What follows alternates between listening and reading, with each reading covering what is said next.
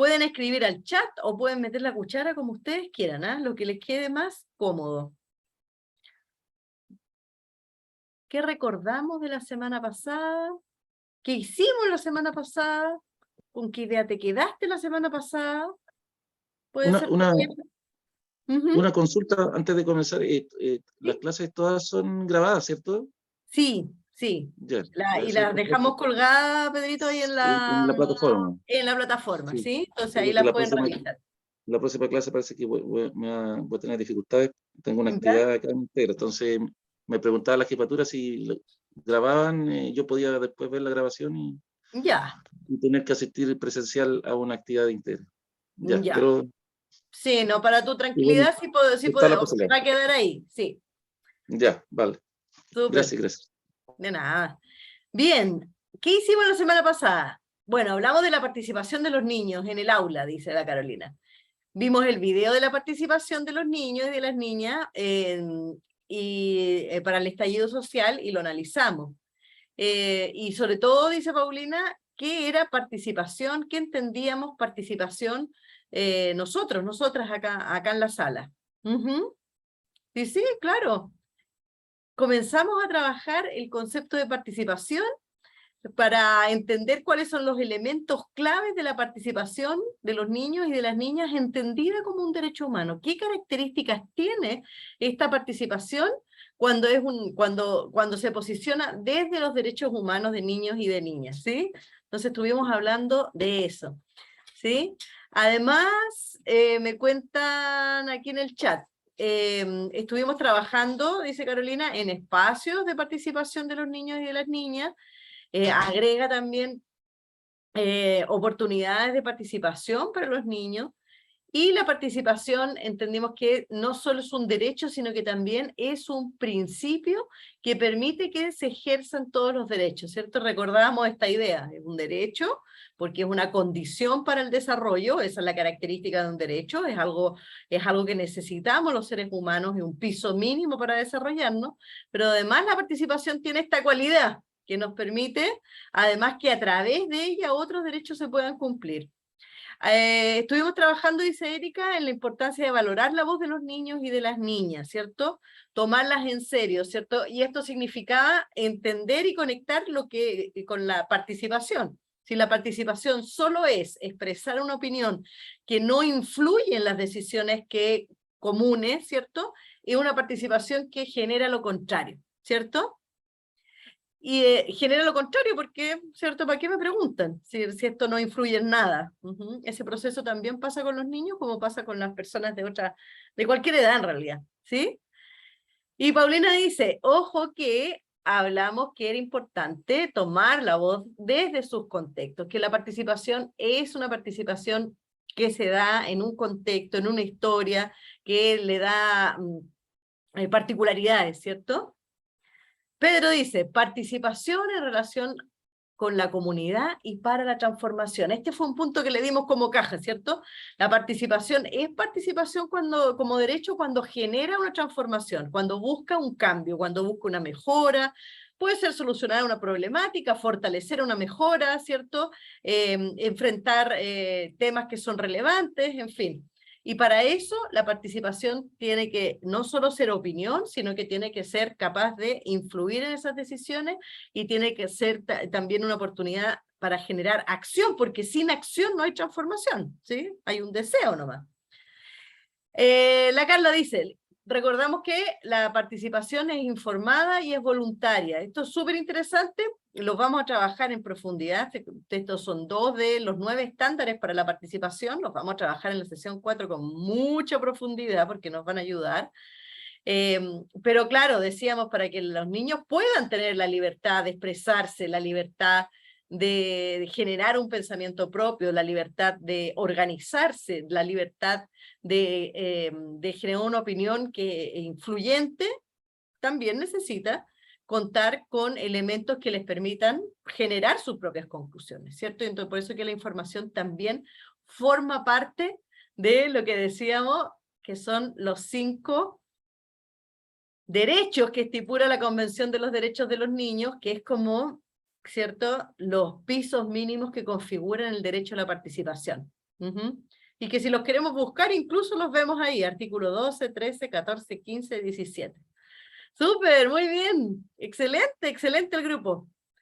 Pregunta para ustedes, ¿verdadero o falso? Todos, por favor, todos contestando. ¿Participar es solo poder expresar opinión? Ahí, ya. ¿Verdadero? Pones la B. Si dices que es falso, pones la F. A ver qué dice el grupo. Ajá. Mira, tenemos falso mayoritario hasta ahora. ¿Sí? A ver. Sí. A ver. Déjame ver. Acuérdate siempre poner lo que piensas, ¿ah? No te dejes influenciar. Eso. Ahí hay unos falsos con harta O. Pauli, ¿tú que le pusiste harta O? ¿Por qué sería falso? ¿Por qué participar es solo expresar opinión? Porque para que se dé participación no solo se debe opinar, se deben entregar espacios, oportunidades, debemos como adultos validar opiniones, debemos permitir y reconocer las características. Entonces la participación no es solo opinar, la participación es más que eso, es que como adultos también respetemos los derechos desde el interés del niño, pero haciéndonos cargo, que fue una de las cosas que más reflexionamos en esa oportunidad. Opinar, participar no es solo opinar, porque los niños pueden opinar y la opinión puede quedar ahí. Entonces, ¿cómo nos hacíamos cargo y validamos ese proceso de participación? Entonces, no es solo eso, pero eso es muy falso, porque Ajá, nosotros como adultos sí decimos que los niños participan opinando, pero no es así. claro, Porque ¿qué parece. pasa con los que no hablan? Claro, claro. Ujú.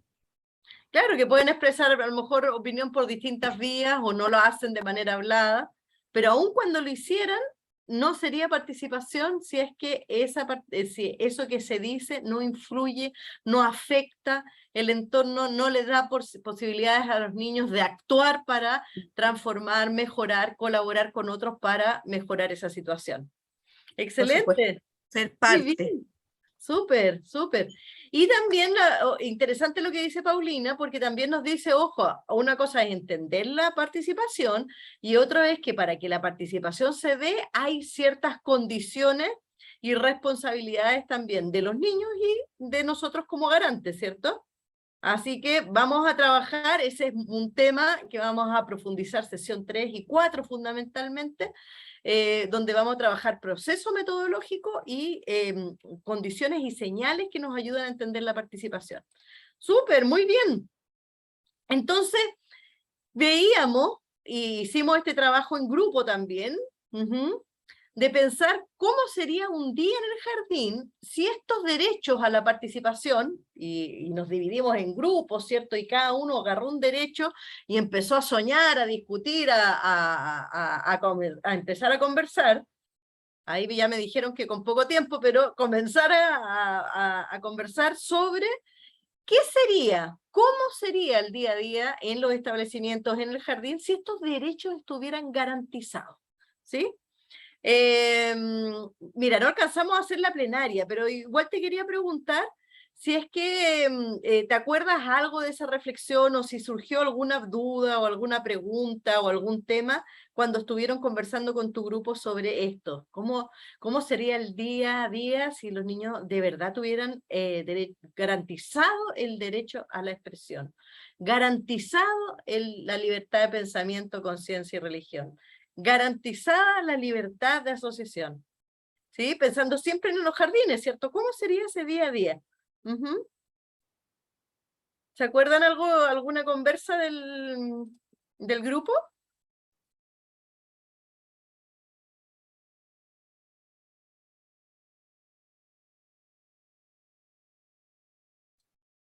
Yo sé que es difícil porque hemos pasado por tantas reuniones que no. Nosotros, Ajá, dale.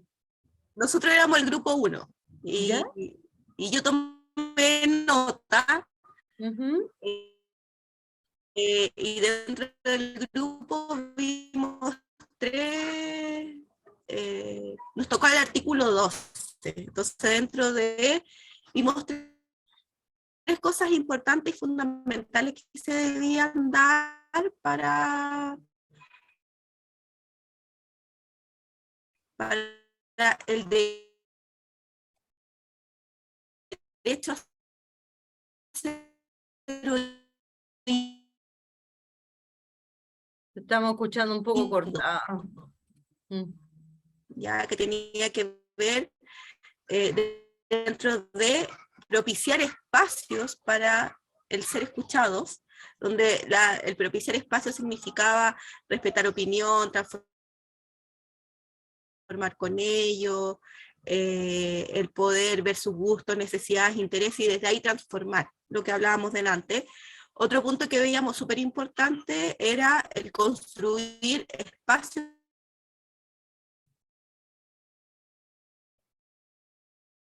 y ambientes enriquecidos.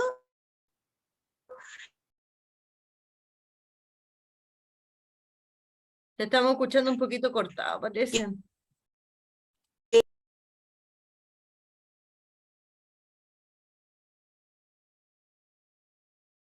Te estoy perdiendo, pero alcancé, yo no sé ustedes, en la sala, ¿o soy yo? Sí, No, se se escucha muy entrecortado. Mal. Ah, ya, bueno, porque siempre es bueno preguntarse si seré yo maestro. Sí. Mira, no alcanzamos a escucharte muy bien, pero captamos al menos dos ideas importantes. Tú decías, hay que cuidar ambientes que sean enriquecidos y también tenemos que tener claro cuáles son estos como procedimientos para favorecer la participación. Con lo poquito que te escuchamos, me gustaría resaltar lo que trabajó el Grupo 1, porque es muy importante, ¿cierto? Para que se generen garantías para los derechos necesitamos tomar decisiones que son decisiones institucionales. Porque para garantizar procesos y para garantizar mecanismos, para que los currículos sean flexibles, para que el equipo se pueda reunir, para que se pueda dar prioridad a eso, tenemos que tomar acuerdos sobre cómo vamos a trabajar y qué énfasis les vamos a dar, con qué recursos y con qué capacidades. Entonces esto es algo bien importante porque para garantizar derechos no solo necesitamos la buena voluntad o la convicción personal, necesitamos generar las condiciones institucionales que permitan estos mecanismos, ¿cierto? Que permitan estos espacios. Por ejemplo, que le den la flexibilidad al currículum, ¿sí? Y es bien importante porque, claro, no se trata de de entender la libertad de expresión como que cada uno diga y haga lo que quiera, ¿cierto?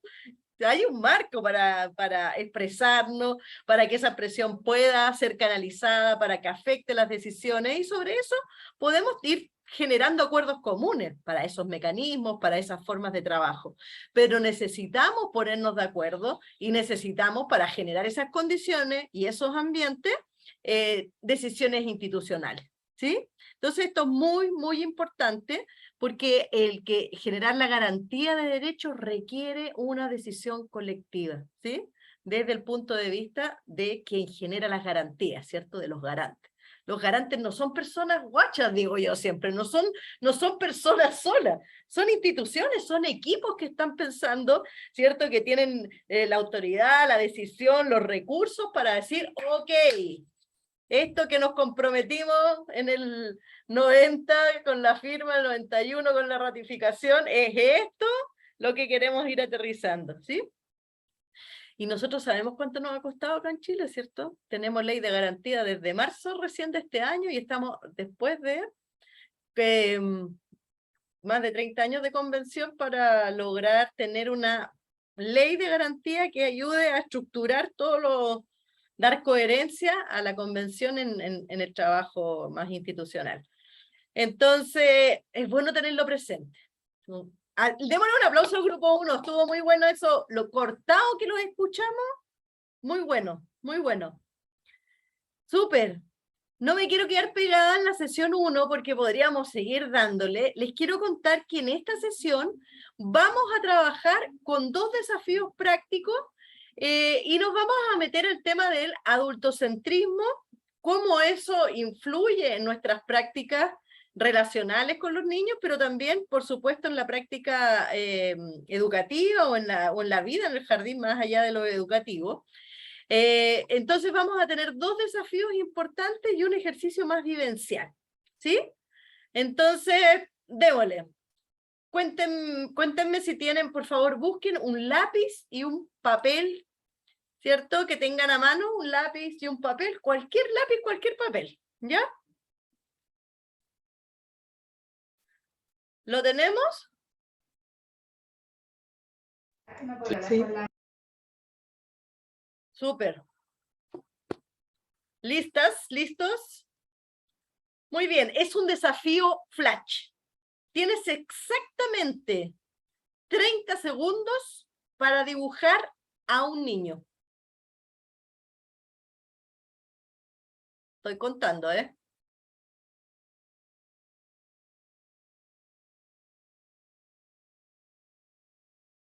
Ni aunque me diera 10 horas, tengo un poco talento al dibujo.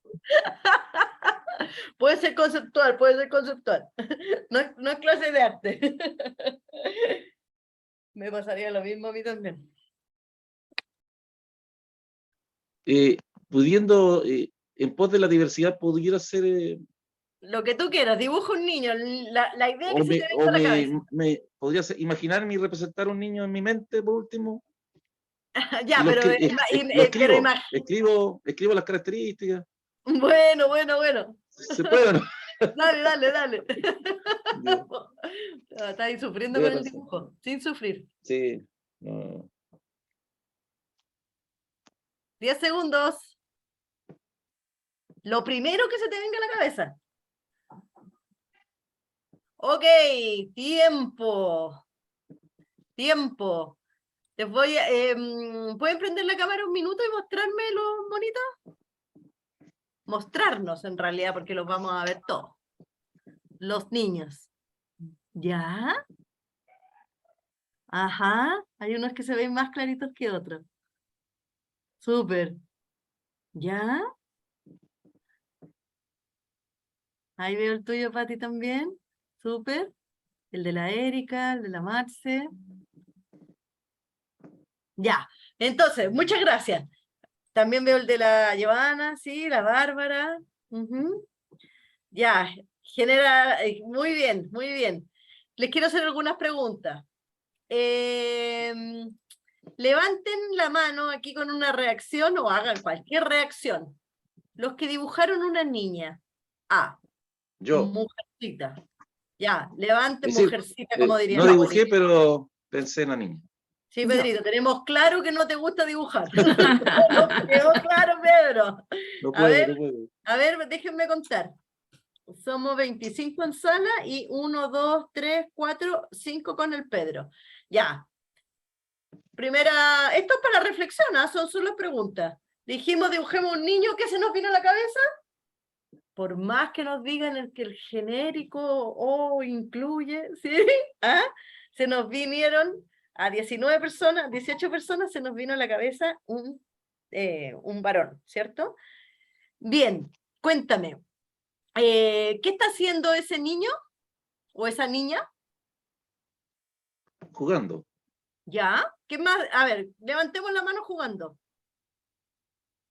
O una reacción. ¿Ya? La Katy, el Pedro, ya, 3, 4, eso, una reacción como lo está haciendo la Carla. 5, ajá. ¿Ya? Eso, pueden escribir también. ¿Qué está haciendo? Pueden hacer. Aquí la Katy dice, está pensando, en el caso de ella está pensando. Tenemos 5 que están jugando, uno que está pensando.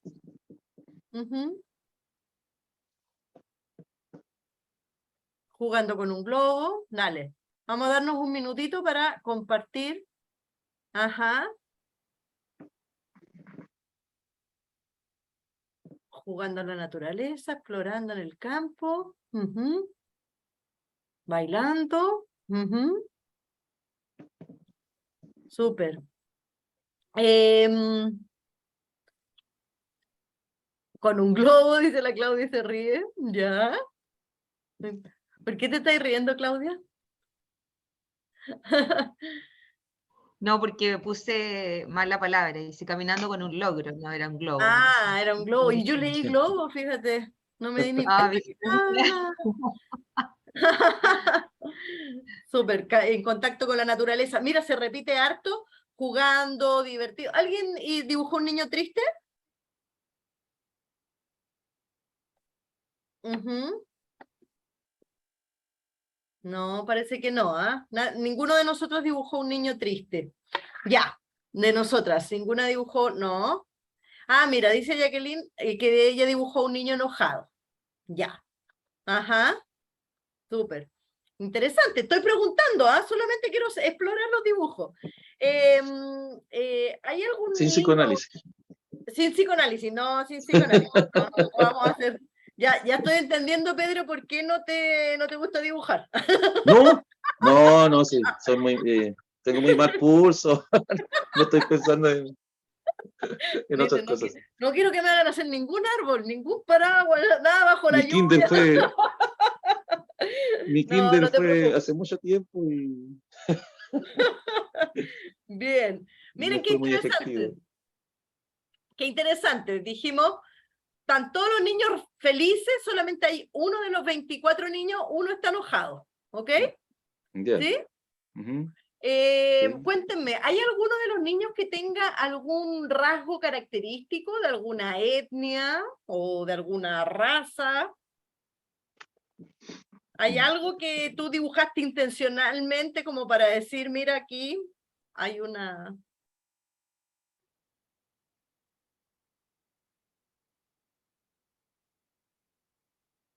Ya, ya parece que No, no. no. Ujú. Ahí tenemos un niño de pelo largo. Jacqueline, ¿qué significa eso que lo hiciste transversal? Transversal, así como cuando uno piensa en un niño común y corriente, o sea, no le dice características. Sí, Ah, hiciste así, claro, genérico. Ajá. exacto. Entendí. Ya. Oye, interesante, a ver, dijimos niños, se nos vinieron más niños, más varones que mujeres, se nos vinieron niños felices, solo un niño enojado, no apareció ningún niño de ninguna diversidad étnica o Étnica, racial. de raza Ujú, ujú. o extranjera. Ajá, o extranjero o migrante, ¿cierto? No aparecieron Claro. esa, a la primera provocación de los 30 segundos, automático, eso no Ujú. nos sale. Y cuéntenme, cuando ustedes van a hacer supervisiones, ¿con qué nos encontramos?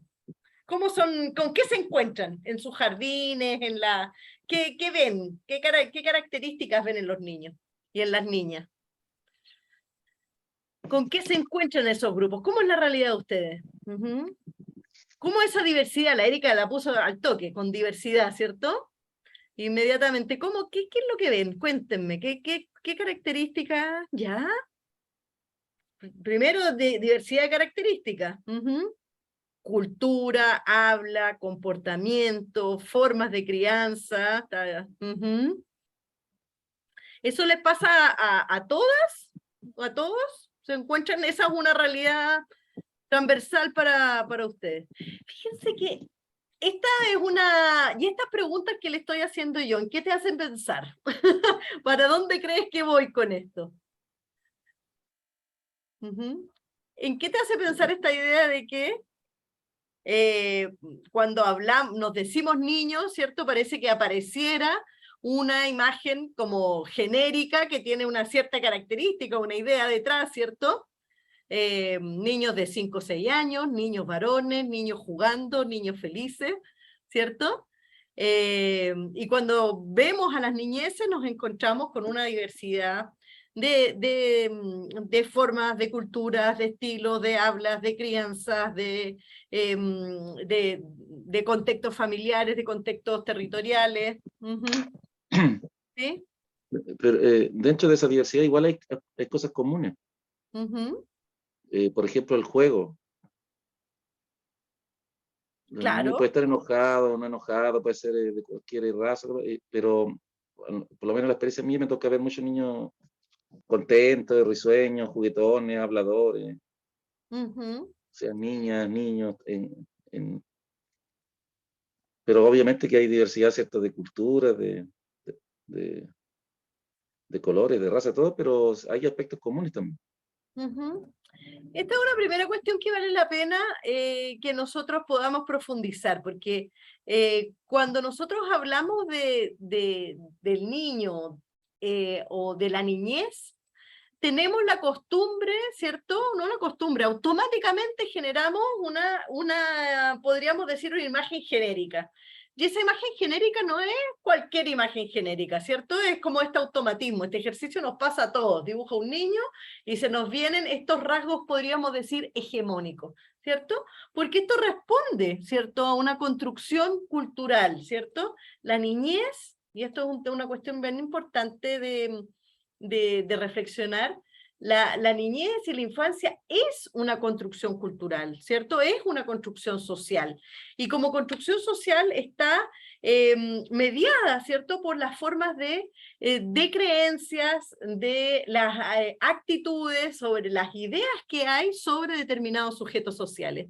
Y pasan cosas interesantes porque primero, cuando hablamos de la niñez, tendemos a hablar de la niñez en singular. Y la verdad es que la niñez no es una, hay distintas formas de ser niño, ¿cierto? Y de vivir la niñez y ese periodo vital, dependiendo de las circunstancias, tu historia, los momentos, la gente con la que te toca vivir, ¿cierto? En los momentos, además, que te tocan vivir, y eso construye una experiencia de niñez que puede ser diferente. No existe en la realidad, en el día a día, solo una niñez, pero nos comportamos o reaccionamos como si existiera una sola infancia, ¿cierto? Una sola niñez. Y entonces, esto es algo que vale mucho la pena reflexionar, porque lo que pensamos sobre los niños y las niñas también es la forma con los que nos relacionamos con ellos, ¿sí? Lo que pensamos sobre los sujetos, lo que pensamos sobre las personas, es el primer gancho para establecer las relaciones con ellos y con ellas. Y en este punto vale la pena detenerse un poquito, porque cuando decimos la infancia es una construcción social y nos metemos en el cuento, vemos que también a la niñez, ¿cierto? Esta niñez, que es esta niñez que se concibe como una niñez con recursos, con capacidades, pero que además tiene que ser protegida, ¿cierto?, en algunos aspectos, ¿cierto?, para generar el desarrollo, entendida como una etapa fundamental para el desarrollo de la vida de los seres humanos, es una idea súper moderna, ¿sí? Si nosotros solamente revisáramos desde una perspectiva histórica cómo hemos visto la niñez en distintos momentos y en distintas culturas, nos vamos a encontrar que esa imagen, esa construcción ha ido cambiando, ¿sí? Y que hoy día, y con la entrada de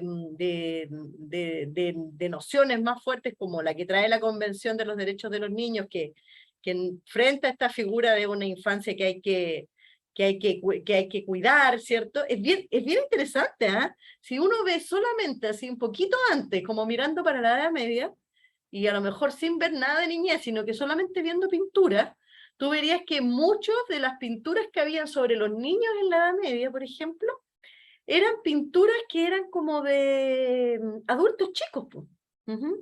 El niño y la niña se vestía como el señor feudal o como la dama de la corte.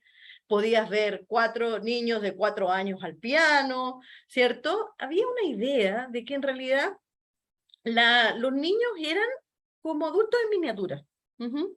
Y pasaban cosas con eso, porque efectivamente habían, se daba oportunidad a estas excepcionalidades, ¿cierto? A estas excepcionalidades de decir, bueno, tenemos niños que tocan el piano a los 4 años, a los 5 años, y no es una cosa muy, muy, muy diferente. La niñez era entendida, no era entendida como una categoría en sí misma, sino que era una especie de adultos en miniatura. En otras simplemente más atrás ni existía como categoría social, ¿cierto? Estoy pensando en los espartanos, por ejemplo. Los espartanos, en el momento del nacimiento se probaba si el bebé tenía energía vital suficiente o no. El padre de familia, el que probaba eso en una situación límite, si veía que no, a los buitres, y si no, se perdía entre, digamos, la vida espartana hasta que lograra llegar a una edad en que podía tener una existencia social. Aparecía un adulto, pero no había una atención específica. Entonces, es bien interesante porque, por supuesto, la forma en que vemos a los sujetos determina la forma en que socialmente nos comportamos con ellos. Y aquí te quiero invitar a que hagamos un segundo desafío, super flash, pero este es un desafío de grupo. Con la ayuda de la Karen, vamos a hacernos 4 grupos en el Zoom. Y te quiero pedir que converses, ¿cierto? Con tu grupo, con tus compañeros. Siempre aprovecha de cachar dónde están, de qué región son, ¿cierto? Todo eso que es importante para las redes. Pero también, ¿cómo ves tú, o sea, cómo creen ustedes que nuestra sociedad ve a los niños y a las niñas, nuestra sociedad chilena? Pero piensa en eso, a los niños, ¿ve igual a los niños pobres que a los niños ricos? ¿Ve igual a los niños que son indígenas que a los que son chilenos? ¿Ve igual a los niños que van a los colegios particulares que a los que van al jardín de Integra? ¿Qué es lo que creen? No lo que tú piensas, sino lo que ustedes creen que la gente piensa, ¿cierto? ¿Cuál es esa idea? ¿Qué crees que la gente piensa sobre eso? ¿Ve igual? ¿Ve igual a un adolescente o a un joven migrante de Canadá que a un joven migrante venezolano o haitiano? ¿Qué es lo que ve? ¿Sí? Dale, 10 minutitos. ¿Sí? Ya, Karencita, tú nos ayudas. 4 grupos, 10 minutitos.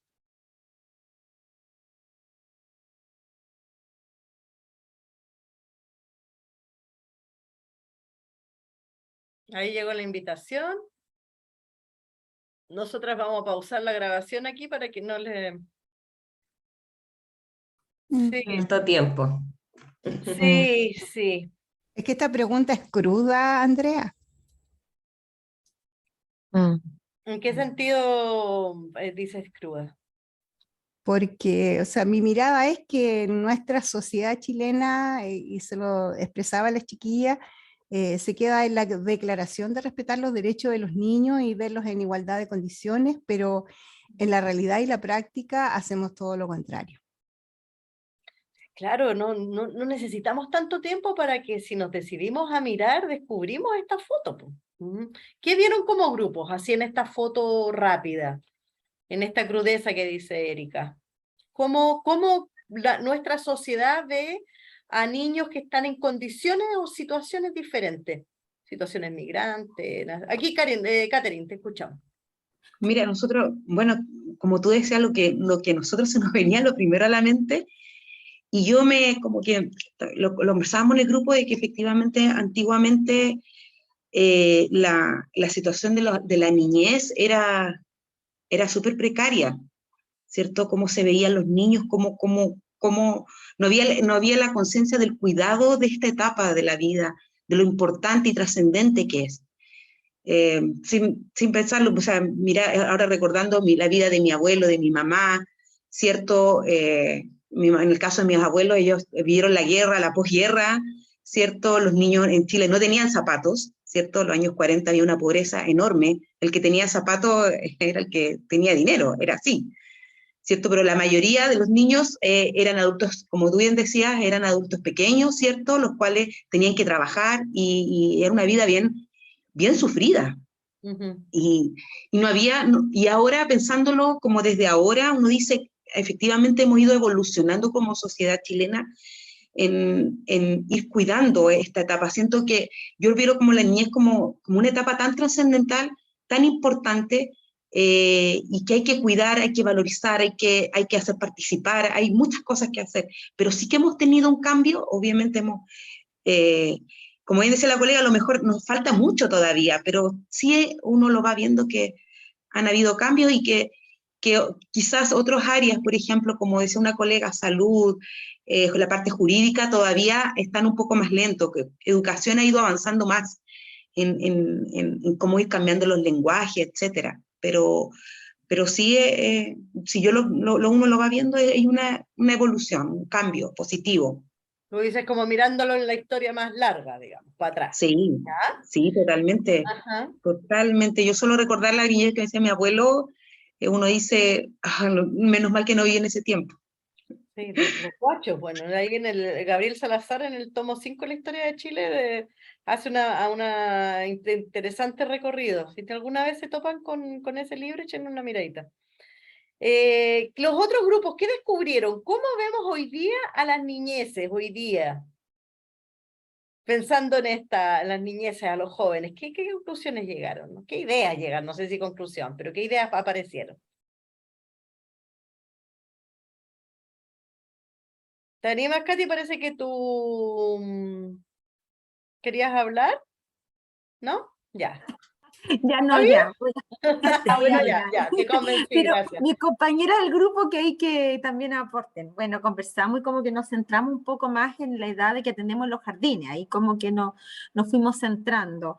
Ahí mirábamos, bueno, opinábamos varias de que tenemos como esta sociedad, y yo separo de la sociedad a los niños, yo hago como, dejo a los adultos de esta sociedad, tenemos como un estigma, un paradigma de que, por ejemplo, los niños migrantes haitianos o venezolanos tienen una forma de crianza no la más apropiada con sus hijos y que les falta en conocimiento y otras cosas. Pero si viene un migrante quizás europeo, pensamos al tiro que el niño está mejor educado, que tiene mejor crianza, que tiene mayor cultura, tenemos como un concepto súper preconcebido de eso. ¿Ya? Y eso como que uno lo visualiza, pero yo decía, sacar a los niños de esta sociedad porque los niños en sí, ellos no tienen ninguna construcción, ellos son niños y los disfrutan y se aceptan y se entienden más rápido que nosotros los mismos niños, entonces eso es un ejemplo para uno también. Y también que esta sociedad chilena es súper protectora de los niños, muy, muy, muy protectora, desde la protección que debe dar el Estado, la salud, la educación que tiene que proteger a los niños, la familia, sus deberes en el fondo con los niños. Hay como, y otra colega decía, no sé si es tanta protección o sobreprotección muchas veces, y ella decía, la Jacqueline, ese es un tema que me gustaría que podríamos profundizar, porque a veces como puede pasar a sobreprotección de los niños, porque hay, como yo decía, yo entiendo que puede ser que muchas veces pautas culturales o pautas de crianza de las propias culturas las veamos como negativas en este concepto que tenemos de pautas de crianza positiva. Entonces ahí también es un tema como a profundizar. Eso como que conversábamos un poco. Súper interesante, súper interesante. Ahí aparece una distinción rápida, ¿cierto? De las crianzas de culturas que vemos como inferiores también las tendemos a inferiorizar, y aquellas que percibimos como superiores las damos por hecho que están bien y que están haciendo lo correcto. Y es interesante el tema de la protección, ¿eh? La discusión sobre derechos del niño pone en el centro del debate la noción de protección y qué entendemos por ella. Antes de la convención, la idea de protección tenía que ver con la idea de la... A ver, traigamos una metáfora, la idea de la manzana podrida, ¿cierto? ¿Cómo voy a proteger a este niño? Tengo que sacarlo del cajón con otras manzanas que puedan hacer que se le pegue, que se pudra, ¿cierto? Esta idea de que para proteger hay que separar, segregar, aislar, evitar el contacto. La idea de protección integral tiene que ver con una combinación de desarrollo de capacidades, de autonomía y creación de ambientes protectores que se dan en la relación. Y entonces es un cambio de paradigma súper grande, pero de nuevo podríamos decir que conviven, ¿cierto? Porque incluso cuando se nos vienen problemas, por ejemplo, ¿qué vamos a hacer frente a problemáticas como incluso la misma sensación de inseguridad? Vuelve esta noción de que la protección tiene que ver con el encierro. Entonces los niños ya no salen a la calle, no juegan, ¿cierto? No se vinculan porque sus comunidades pueden estar. No hay una idea de, bueno, vamos a generar protección y entonces vamos a generar lazos con los vecinos, vamos a conocernos más, vamos a establecer condiciones de protección mutua porque eso es más efectivo. aunque está demostradísimo, ¿cierto? Con muchos estudios de gente muy, muy prestigiosa, instituciones muy, muy prestigiosas, que esa protección más efectiva, en nuestra cabeza, en nuestra mentalidad, la idea de protección como separación o aislamiento sigue estando presente, ¿cierto? Con esta idea de que el solo contacto con otros que no están en lo que creemos correcto genera entonces este contagio, este moho, ¿sí? Entonces ese es un tema para reflexionar, porque cuando hablamos de protección de derechos no es lo mismo que hablar de la idea antigua de protección de la niñez, ¿cierto? O como esta idea de que este Estado que tiene familias que son, comillas, disfuncionales, ahora yo le estoy poniendo las comillas, que llama disfuncionales, y entonces en vez de generar condiciones para que esa familia, ese grupo familiar o ese sistema familiar extenso cuide al niño y genere capacidades, lo agarraba y lo llevaba a un hogar, ¿cierto? El 75% de los niños en Chile que viven en hogares son víctimas de abuso sexual, por lo bajo. ¿Ah? Y son cosas que sabemos, ¿sí? Entonces son temas para tensionar. Excelente. Último grupo que quiera compartirnos qué salió en su conversa. Gracias a Katy y a tu grupo por la provocación. Nosotros acá hablamos en relación un poco a lo que es la construcción de sociedad en el cuanto a al doble estándar, a las hegemonías del poder asociado a la discriminación propia de una clase alta, gobernante, poderosa, con estilos donde las influencias de los medios te entregan estereotipos, ¿no? Del exitismo. Incluso una compañera ha dado un ejemplo de que en un mall habían dejado a una chiquitita rubia llorando y todo el mundo se acerca a desconsolar. El tema de cómo estos niños, los bien vestidos, los bien portados, tienen mayor atención a aquellos niños que habían puesto mismos chiquititos, con más moreno, con ropa más descuidada, y no había provocado la misma atención. Entonces hablamos desde los estereotipos de la sociedad en la que vivimos, por supuesto considerando que también existe a nivel de país lo que se espera en este modelo como de exitismo en relación a países europeos, en relación a países a etnia o a orígenes más latinos, ¿no? La diferencia en el trato. Entonces lo digo más desde la sociedad cultural, en la diferencia de lo que es el trato o la consideración, como el poder, ¿no? El poder. Les agradezco también al grupo y a Patti, porque efectivamente no necesitamos más de 10 minutos para darnos cuenta, y quizás eso era el principal mensaje que les quería compartir, que si lo vemos y lo reflexionamos, no necesitamos darnos cuenta de que existen varias visiones de niñez, de niñeces que conviven, ¿sí? Que conviven en el imaginario social. Y esto es muy importante porque la forma en que vemos a los niños implica la forma con que nos relacionamos con ellos, ¿sí? Entonces el ejemplo que nos da Patti y su grupo es bueno, ¿cierto? La forma en que entendemos a un sujeto va a depender del comportamiento. Se perdió una niña rubia en un mall, entonces generamos una red de protección. Entraron dos niños morenos al mall solo y los guardias están llamando por la radio y los empiezan a seguir, ¿sí? Entonces, esas imágenes que conviven, ¿cierto?, responden a distintas nociones de niñeces que conviven hoy día, ¿cierto?, en nuestras sociedades. Y son varias, ¿ah? Claro, esta de la niñez como el enemigo interno es quizás la que más nos tensiona, porque niñez, pobreza y delincuencia empiezan a aparecer súper pegados, o incluso niñez, mapuche y terrorismo, otra beta, ¿cierto? Pero también convivimos con estas imágenes de la niñez como un momento de protección, pero ojo que tampoco son para todos los niños, son para algunos niños que cumplen con determinado estereotipo, ¿sí? Y surgen otras, ¿ah? ¿Sí? También podemos encontrar muchas formas de que socialmente se trata la niñez, ¿cierto? De la niñez como sujeto de consumo o como gancho para el consumo. Basta prender la tele y ver la cantidad de réclames que vemos que están mandando mensajes a los niños porque son buenos, ya han sido identificados como influenciadores, excelentes influenciadores para las decisiones que se toman en el hogar. Eso la gente de los supermercados lo sabe hace rato, por eso hay productos que no tienen nada que ver con los niños, pero trae un juguete, trae un código QR, ¿cierto? Para un juego determinado, ¿cierto? Y están en alturas determinadas.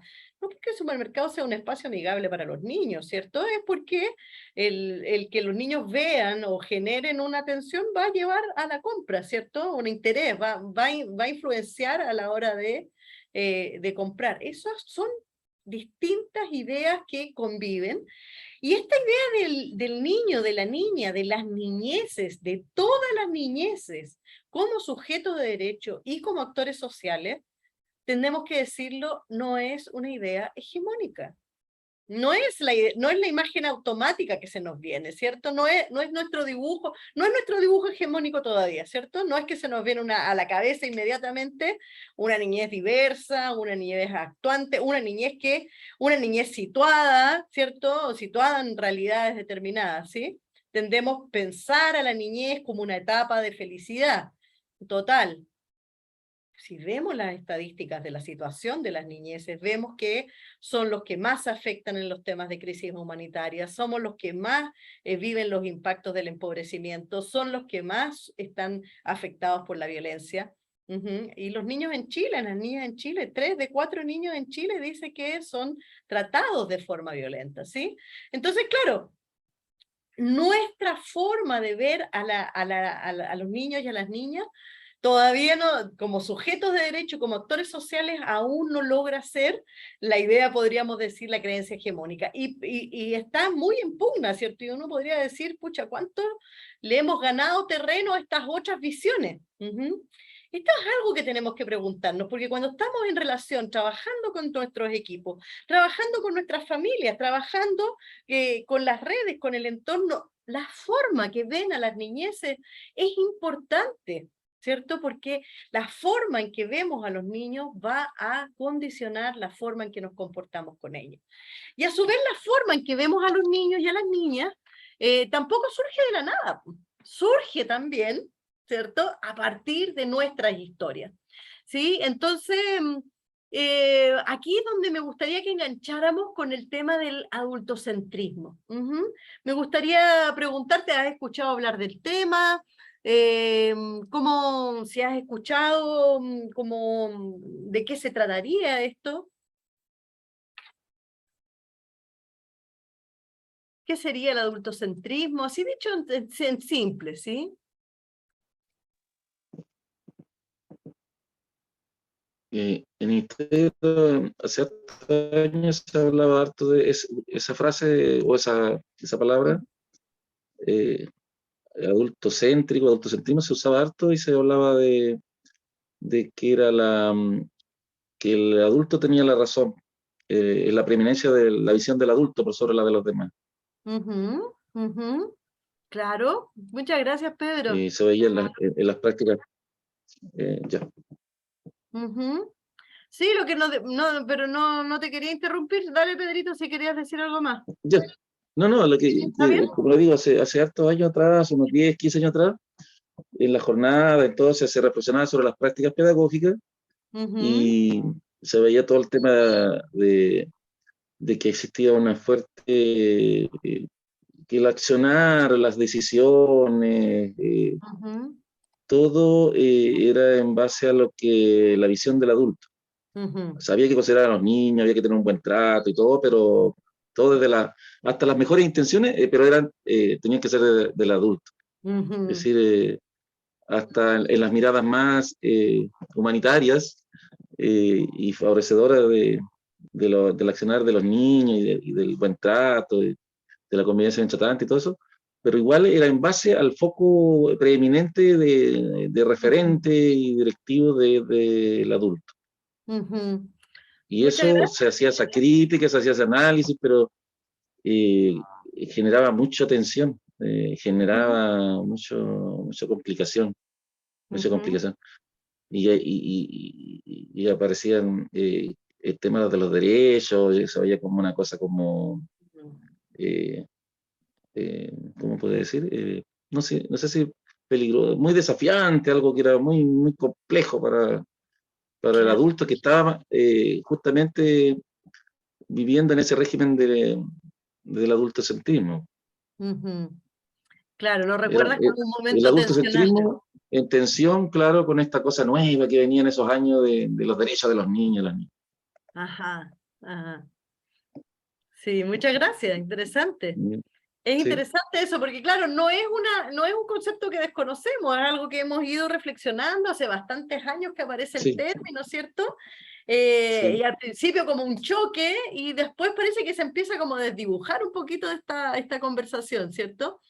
Aquí, a ver qué nos dicen, aquí en el chat, dice el adulto, se refiere al adultocentrismo, a un adulto que condiciona la relación con el niño desde su mirada y desde su experiencia. La jerarquía por ser adulto, por tener más edad, el poder, claro. Y aquí, entonces, con todo lo que nos han dicho los compañeros, tanto Pedro como las compañeras en el chat, el adultocentrismo es eso, ¿cierto? Se refiere no al adulto sujeto, no se refiere al único, o sea, se expresa, ¿cierto?, en sujeto, pero se refiere a las relaciones de poder, ¿cierto?, que se establecen entre los diferentes grupos de edad y que se caracterizan por ser desiguales, jerarquizadas y basadas en la idea de que el adulto, por solo hecho de ser adulto, tiene los mejores elementos, las mejores ideas, las respuestas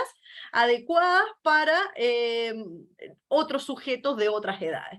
Y esto vale tanto para adolescentes, para niños, ¿cierto? Para de distintas edades, como también para adultos mayores. Entonces es interesante esta idea porque el adultocentrismo se refiere a un sistema de relaciones de poder que es jerarquizante y que genera, ¿cierto?, una desigualdad de poder y que tiene la característica de que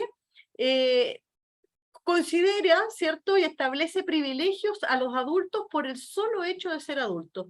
Privilegios en el sentido de ubicarlos desde el que sabe, desde el que conoce, el que es, podríamos decir, irreemplazable, ¿cierto?, para a la hora de decidir qué se debe hacer, ¿sí?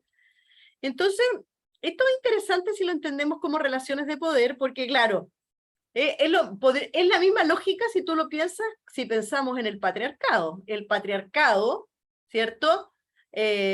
Nuevamente, no es solo el sujeto hombre, sino que se refiere a las relaciones desiguales entre hombres y mujeres que establecen categorías de privilegio y condiciones de dolor para la otra mitad de la humanidad, ¿cierto? Entonces, son sistemas que tienen que ver con esta idea de que hay una forma de ejercer el poder que es una forma de ejercer el poder que genera daño, que lesiona, que impide el desarrollo. Y que entonces, en la medida que provoca eso, es importante transformarlo, ¿sí? Entonces, el adultocentrismo es una categoría que nos sirve mucho, pero como dice Pedro, hay que... hay que ser valiente como meterse el tema, no sé si valiente, sino que hay que estar bien motivado en realidad que las cosas cambien, ¿cierto? Tener un compromiso con que las cosas cambien. Porque de una u otra manera, uno podría preguntarse, bueno, pero ¿de dónde salen esta forma de relación que aparece como un automatismo? También Catherine se acuerda de ese tiempo en que empezaron a trabajar con equipos de cultura adultista y fue complicado. Sí, es un tema complicado porque nos obliga a mirarnos.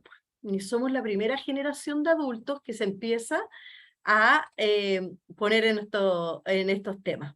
Qué bueno que ya regresó la Claudia.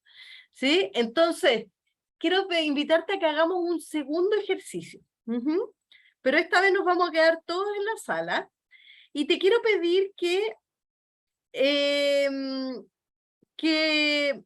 recordemos cuáles eran los mensajes que podríamos llamar, hoy día los llamaríamos así, en esa época no los llamábamos así, adultocéntricos, que recibíamos cuando éramos niñas o niños, ¿sí?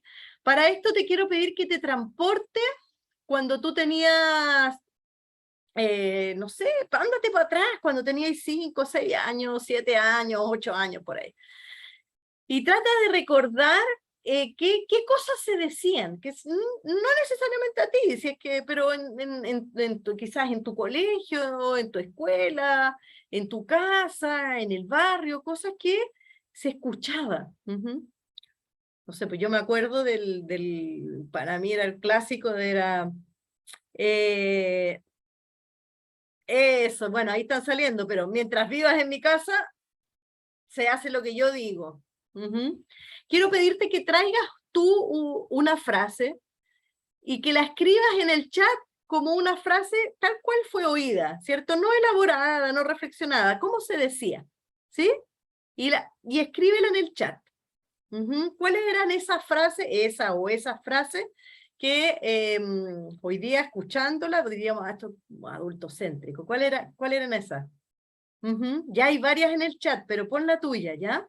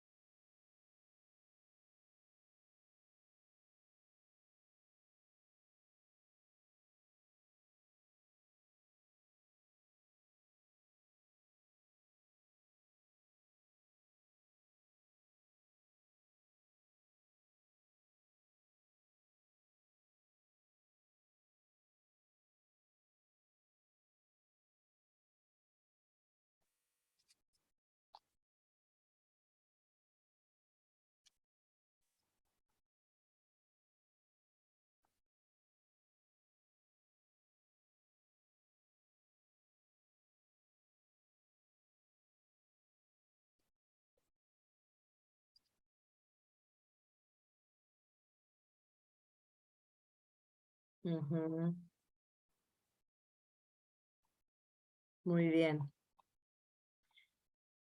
Les quiero pedir ya eso, si todavía nos queda alguna frase. Eso. Ahora te quiero pedir que cierres los ojos y escuches lo que voy a decir. ¿Sí? Cierra los ojitos, trata de aislarte ahí de lo que pueda estar pasando en el entorno y pon mucha atención a lo que voy a decir.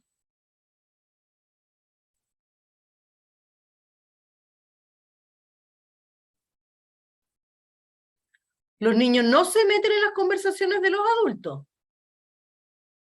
¿Cuánto te lo he dicho? Los niños no hablan cuando estamos conversando. Ándate a la mesa del pellejo. Eres muy chica para opinar, ya cállate. Porque yo lo digo, cuando seas grande vas a entender. Yo soy tu mamá y se hace lo que yo digo. Los niños no se meten en las cosas de adultos. Todo te lo digo porque te quiero. Los niños y las niñas no entienden, si no entienden, son cabros chicos. Escuchen aquí, las tías mandan, no los niños. Se pone la ropa ahora, porque yo le digo, si tu papá lo dijo, así es. Los niños no opinan. Te doy 3 minutos para que hagan las cosas. Aquí el papá es el que sabe. Los niños son el futuro. Se hace lo que yo digo, ¿ok? El papá lo dice. Cuando los grandes hablan, los niños se callan. Los niños no mandan. Cabro, chico, metiche. Pórtate bien, tienes que hacer caso. Eres muy chico para entenderlo. ¿Qué vas a entender tú? Cuando trabajes lo vas a entender. Váyanse para allá, a la otra mesa. Ahora el pellejo, vayan. Cuando tengas hijos vas a entender por lo que estoy pasando. Los niños comen aparte de los adultos porque así podemos hablar temas de grandes.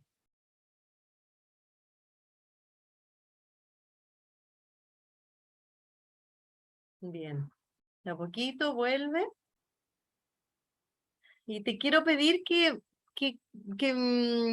me compartas que nos compartamos cuál es la emoción que tenemos. No el concepto, cuál es la emoción. ¿Con qué sentimiento te quedas después de esta escucha? De que había muchas cosas que decir, pero nunca se dijeron los sentidos. Solo me quedo, por ejemplo, con el de pórtate bien, pero nadie nos explicó qué era portarse bien.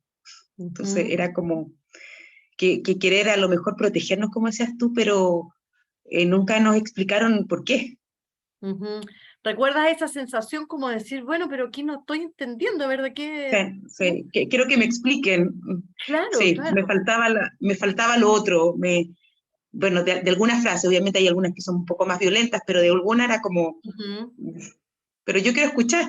A lo mejor habían temas que a lo mejor no eran de acuerdo a la edad de uno, entendiendo también ciertos temas, pero a lo mejor no había ese sentido, ¿me entiendes? No había esa frase, pórtate bien. ¿Qué es portarse bien? O aquí mandan esa frase la escuché yo en un jardín, sí, hace muchos años atrás cuando era educadora. Y ahí me quedó siempre, lo reflexioné con la tía, porque decía, y aquí mandan los niños, aquí mandan las tías, no mandan los niños. Y eso te marcó, ¿cierto? Sí, me quedó así como, no teniendo mayores elementos, Andrea, de la cultura adultista, nada, pero era como, llegué al jardín y era como, y recién educadora nueva, así como, no, esto no está bien. Y ya me hizo sentido y ruido y lo pude después trabajar, pero claro, era como impactante, así como... Tajante, ¿cierto? La idea la del poder. Fíjate que en el chat también, Catherine, nos comparten qué otras emociones, o sea, cuál es la emoción que primó después de hacer esta lectura, digamos. Angustia, frustración, varias sintieron eso, pero también temor, como una sensación de paralización, una incomodidad, enojo, una desmotivación, ¿sí? Los que compartieron en el chat, las que compartieron en el chat, muchas gracias. ¿Sí? Te escucho. Yo creo que, ojalá no se nos corte. Yo creo que igual aún esas frases se repiten y aún pasa así mucho. De a poco se ha ido como sacando este proceso de adultocentrismo o adultismo que también cuesta, porque al adulto le cuesta un poco ser autocrítico de sus propias prácticas. Entonces, todavía tenemos comunidades educativas que a lo mejor yo no verbalizo esto, pero canto la lechuza hace ch, y el niño se tiene que quedar callado. Entonces, desde ahí es como... Y todavía existen canciones que te llevan a esa como sensación de que el niño debe guardar silencio, canciones que todavía discriminan. Entonces, es un proceso que hay que ir trabajando con los adultos y nosotros somos súper difíciles. Yo creo que ahí está el mayor problema, el que reconozcamos y generemos estrategias de mejora. Porque nos cuesta porque también tenemos patrones adquiridos y me llamaba mucho la atención esto como el papá manda, el hombre, el poder así como del hombre, así, el papá lo dice y así es como el poder, pues también, es como la tía lo dice porque la tía es importante, entonces si la tía te dice que es así hazlo. Típico cuando uno, por ejemplo, en la entrada uno recepciona a los niños, o tú entregas a los niños, lo primero que la familia pregunta, ¿cómo se portó? Ya eso es como también una situación como, cómo es la transformación que tenemos como adulto y sociedad también, pues como esto a lo mejor ya no hay mesa del pellejo, pero todavía siguen estas situaciones como de estas canciones, estas palabras, no sé, es como todavía me pasa esa sensación que todavía pasa. Sí, y es muy importante verlo, porque, bueno, lo primero quizás que uno podría pensar es que es importante ver que estas frases que escuchábamos generaban, ¿cierto? Sensaciones, sentimientos desagradables también para nosotros en la infancia. O sea, estamos hablando de formas de relación que rozan, rayan con la violencia, ¿cierto? Y todos sabemos que la violencia es algo que daña el desarrollo de las personas, en especial durante la infancia. Por lo tanto, ver el adultocentrismo como una práctica, podríamos decir, invisible, ¿cierto?, de violencia, puede ayudarnos a aprender la primera alerta. Pero lo segundo, lo que decís tú también, o sea, esto lo aprendimos, ¿cierto?, culturalmente. Podríamos decir que lo aprendimos tanto como aprendimos el quien te quiere te aporrea, ¿cierto? Porque esto nos lo decían las personas que nos cuidan y que nos aman. Entonces las personas que nos cuidan y que nos aman también nos pueden maltratar y eso empieza a ser parte de un paquete. Nosotros crecimos en eso, crecimos en una cultura donde la idea de protección, la idea de cuidado y la violencia estaban y siguen estando súper como mezclados, ¿cierto? De manera silenciosa, al punto que estas ideas de la forma en que se instituye el poder, ¿cierto? En el padre, en la tía, en el profe, ¿cierto? En estas ideas están ancladas porque en esta mezcla entre amor y castigo. Es complicado. Es complicado porque es doloroso, a nosotros nos cuesta verlo en la historia, por eso que lo escuchamos, nos leemos la frase y nadie se sintió, así que qué chistoso, no, nadie dijo eso, digamos, lo reconocemos. Si nos preguntamos a nosotras mismas, a lo mejor si nos hemos sorprendido quizás diciendo esa frase que decía tu mamá o tu papá, tu hijo, ¿bien? ¿Y de dónde llegó mi mamá aquí? Y ahí está uno como mamá, incluso en tu espacio, a pesar de que hemos estudiado un montón y que queremos que las cosas cambien, ¿cierto? Estamos en ese medio camino, ¿sí? Y reconocer que estamos en ese medio camino es importante, ¿cierto? Es importante no para generar culpa, porque nosotros somos la primera generación que está intentando, de adultos, que está intentando mirar estas formas de relación con las niñeces y cuestionándolas. Y eso es algo que nos debería enorgullecer, ¿sí? Algo que debería motivar a nuestro equipo, motivarnos a nosotros, ¿cierto? No es algo para señalar, ¿cierto? Cuando las feministas empiezan a cuestionar la forma de relación, ¿cierto? Y uno se mete en eso y dice, ojo, aquí lo que nosotros necesitamos son hermandades. ¿Cómo genero esa hermandad con mi equipo para entender que estas prácticas se han metido de manera invisible y que para que poder desarmarlas tenemos que al menos pintarla de algún color, tenemos que verla? Entonces ese ejercicio de verla y de verlas de una manera en que no nos culpabilizamos, pero sí nos responsabilizamos, ¿cierto? Y nos comprometemos con eso, es un camino, ¿sí? Yo sé que en nuestra historia en el país hemos tenido momentos duros porque se dio un choque. ¡Ay, el adultocéntrico! ¿Dónde está el adultocéntrico? Como que si el adultocéntrico fuera una persona y que todos los demás estuviéramos libres de adultocentrismo. No se captó esta idea que son relaciones que se establecen y que además nosotros las hemos vivido, ¿cierto? Que hemos sido criados en esa cultura, ¿sí? Entonces, ojo con eso porque es muy importante para nosotros y es muy importante para nuestro equipo. Y entonces te quiero invitar al último ejercicio y nos vamos a dar sus buenos 25 minutos ahí para que no me reten, ¿cierto? Para poder hacer este ejercicio de poder pintar con algún color. ¿Cuáles son estas prácticas adultocéntricas que podemos observar en los jardines? Mira, no tienen que ponerle nombre al jardín, no tienen que ubicarlo, esto no es casa de brujas, ¿cierto? Lo que necesitamos es identificar cuáles son esas prácticas que parecen como naturalizadas, ¿cierto? En la cotidianidad de los jardines, prácticas que podríamos llamar adultocéntricas, prácticas que están instituidas, que generan jerarquía, que ven como poco relevante, ¿cierto?, para las decisiones o para el actuar, ¿cierto?, y que tienen impacto, ¿cierto?, en la relación en cuanto a discriminación, en cuanto a exclusión o en cuanto a formas sutiles de violencia o no tanto, ¿cierto?, y que todavía están, y están ahí. Cuando hablaba la Pauli hace un rato, ella incluso está cantando canciones, ¿cierto? La del para llamar al silencio, ¿sí? A lo mejor ustedes, ¿cuál es la idea que las invito? Es que juntas puedan identificar 3 prácticas y que agarren una sola, y esa piensen, bueno, hagan una lluvia de ideas libre para decir, bueno, ¿qué ayudaría a ir avanzando, a transformar esto de a poquito? ¿Sí? Ese es el ejercicio. Nos damos 25 minutos. ¿Les gustaron sus grupos? ¿Continuamos los mismos? Sí, bien. Sí, Ya. sí. Sigamos los mismos, así se conocen un poquito más.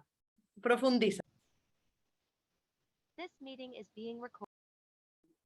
Súper, ya estamos de vuelta entonces. Sí, estamos aquí en sala. ¿Qué tal esos 25 minutos? ¿Estuvo bien, Erika? Se hizo corto.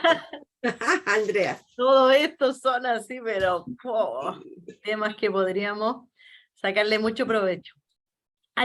Mira, les quiero pedir solamente a un grupo el que se anime, que nos cuente un poco por dónde fue su conversa.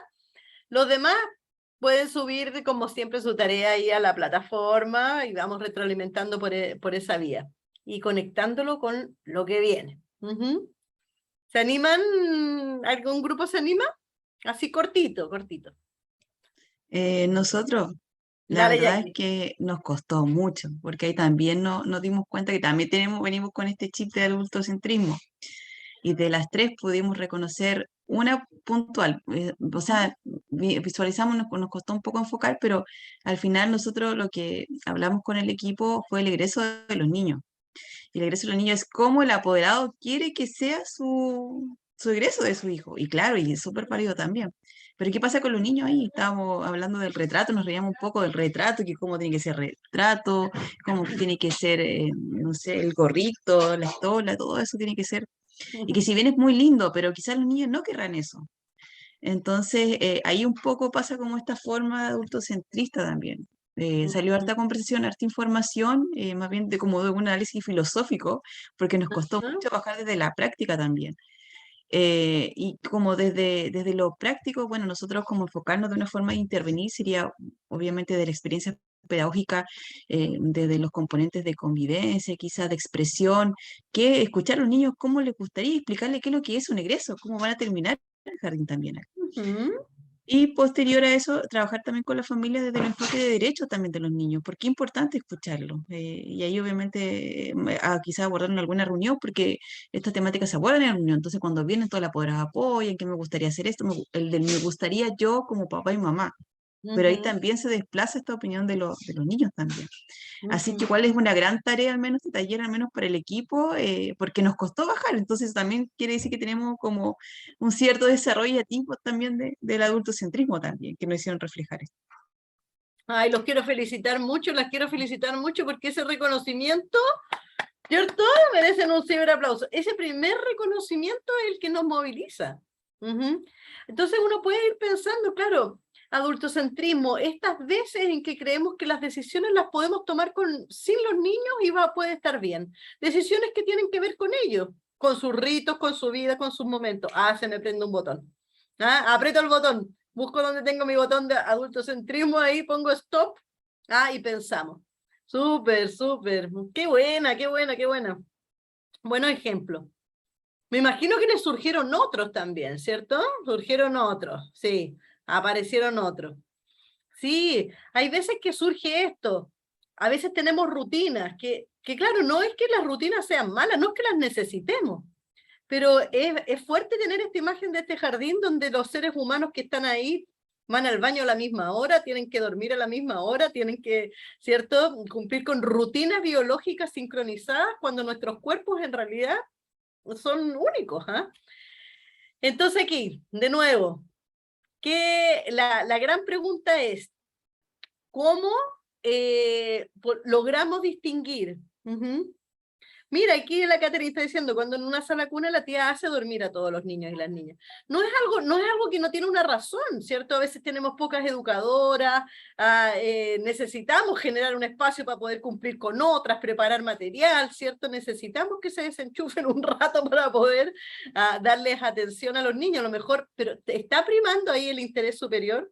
Se está considerando a los niños a lo mejor para buscar alternativas, porque a lo mejor son pocos los niños que no duermen y que podrían estar jugando tranquilos. ¿Hay alternativas? Si el tema no es los niños versus los adultos, es cómo nos ayudamos a buscar esas alternativas que son viables, ¿sí? Y descubrir que el camino para vencer el adultocentrismo lo conocemos, y es la participación. Es escuchar a los niños y entender los aliados de las situaciones que son relevantes para sus vidas, ¿sí? Entonces es un camino súper esperanzador, ¿sí? Oigan, los quiero felicitar por el trabajo de hoy. Hay que tener un camino ahí como para estar dispuestos a mirarse, invitar a otros a mirar esto, y para que sea como una benzina que nos lleve a que la participación sea algo cada vez que haga más sentido, ¿sí? Así que eso, revisen el material, que está entretenido también, está interesante, y como siempre, la Karen y yo las esperamos, y los esperamos para el próximo jueves, misma hora, mismo canal, ¿vale? Que tengan un buen fin de semana, un buen cierre de semana, mejor fin de. Cuídense mucho. Gracias. Gracias. Chao. Nos vemos. Chao, Gracias, que chao. estén bien. Chau. Cariños a Temuco también. Chao, Marcelita. Chao. Chao, chao. Chao. Gracias.